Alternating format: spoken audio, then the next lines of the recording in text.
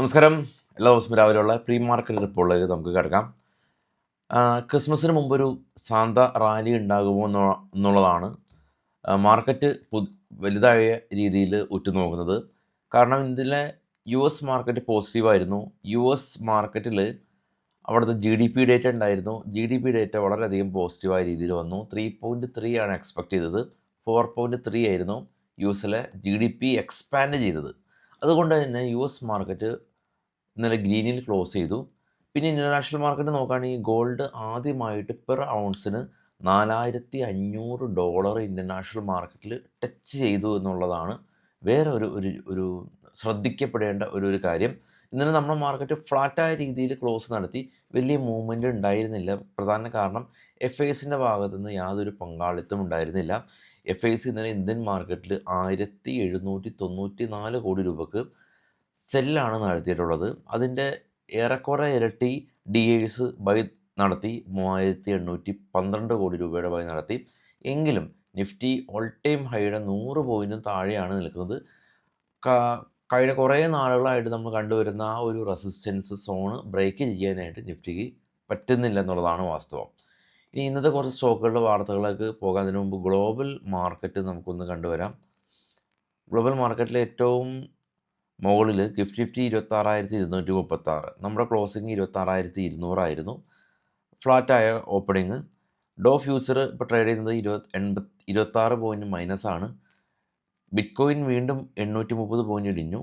Gold കാണാം $4,515, $30 per ഔൺസിന് gold rally രേഖപ്പെടുത്തിയത്. XAU/USD കാണാൻ സാധിക്കും. തൊട്ട് താഴെയുള്ള ഓസ്ട്രേലിയ മൈനസാണ്. ചൈന, കൊറിയ, ജപ്പാൻ എല്ലാം തന്നെ പ്ലസ്സിൽ ട്രേഡ് ചെയ്യുന്നു. ഏറ്റവും താഴേക്ക് നോക്കുകയാണെങ്കിൽ നാസ്ഡാക്കും ഡോയും പോസിറ്റീവിൽ ക്ലോസ് ചെയ്ത് കാണാനായിട്ട് സാധിക്കും. ഇനി കുറച്ച് സ്റ്റോക്കുകളുടെ വാർത്തകളിലേക്ക് പോകാം. ഇത് ബൈസൽ റെക്കമെൻഡേഷൻ അല്ല. ഗെയിൽ ഛത്തീസ്ഗഡ് ഗവൺമെൻറ്റായിട്ട് ഒരു പുതിയ ഗ്രീൻഫീൽഡ് ഗ്യാസ് പ്രൊജക്റ്റ് ചെയ്യാൻ ധാരണയായി. വിക്രൻ എഞ്ചിനീയറിംഗ് കമ്പനി 2035 കോടി രൂപയുടെ ഒരു ഓർഡർ കിട്ടി.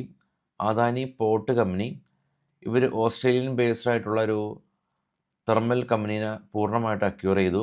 എംകൊറെ pharma company US drug control ഉദ്യോഗസ്ഥർ ഇൻസ്പെക്ഷൻ നടത്തി. ഒബ്സർവേഷൻസ് റൈസ് ചെയ്തില്ല. EGR റിപ്പോർട്ട് കിട്ടി എന്നുള്ള ന്യൂസ് ഉണ്ട്. Tata steel company, Tata steel ഇവരുടെ ടാറ്റ ബ്ലൂ സ്കോപ്പ് സ്റ്റീലിൻ്റെ 50% സ്റ്റേക്ക് അക്യൂർ ചെയ്തു. അജന്ത ഫാർമ കമ്പനി ഒരു ബയോക്കൺ എന്ന് പറഞ്ഞൊരു ഫാർമ കമ്പനിയായിട്ട് ഒരു പുതിയ ബിസിനസ് കോൺട്രാക്റ്റ് സൈൻ ചെയ്തു. Zydus lifes company Switzerland based ആയിട്ടുള്ള ബ്ലോഗ് ഏജ് എന്ന് പറഞ്ഞൊരു കമ്പനിയായിട്ട് കോൺട്രാക്റ്റ് സൈൻ ചെയ്തു. SJS enterprises company Hong Kong based ആയിട്ടുള്ളൊരു കമ്പനിയായിട്ട് ബിസിനസ് കോൺട്രാക്റ്റ് സൈൻ ചെയ്തു.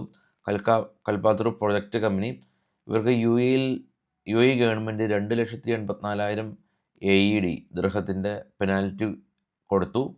JD കേബിൾ കമ്പനി ഇവരെ സംബന്ധിച്ചുള്ള ന്യൂസ് ഉള്ളത് ഇവർക്ക് 250 കോടി രൂപയുടെ ഓർഡർ കിട്ടി. RPP ഇൻഫ്ര കമ്പനി ഇവർക്കും 666 കോടിയുടെ ഒരു ഓർഡർ ലഭിച്ചു. ഹിന്ദുസ്ഥാൻ അർബൻ ഇൻഫ്ര കമ്പനി ഇവരുടെ സ്റ്റോക്ക് സ്പ്ലിറ്റ് ചെയ്യുന്നു എന്നുള്ള ന്യൂസ് ഉണ്ട്. വിക്രാൻ എഞ്ചിനീയറിംഗ് കമ്പനി 2035 കോടി രൂപയുടെ ഓർഡർ കിട്ടി. Surana technology and power company ഇവർക്കൊരു 51 മെഗാവാട്ട് സോളാർ പവർ പ്രോജക്റ്റിൻ്റെ ഓർഡർ ലഭിച്ചു. GPT ഇൻഫ്ര കമ്പനി 200 കോടി രൂപയുടെ ഓർഡർ ലഭിച്ചു എന്നുള്ളതാണ് ഇപ്പോഴുള്ള ന്യൂസുകൾ. വൈകിട്ട് പോസ്റ്റ് മാർക്കറ്റ് എത്താം. Thank you.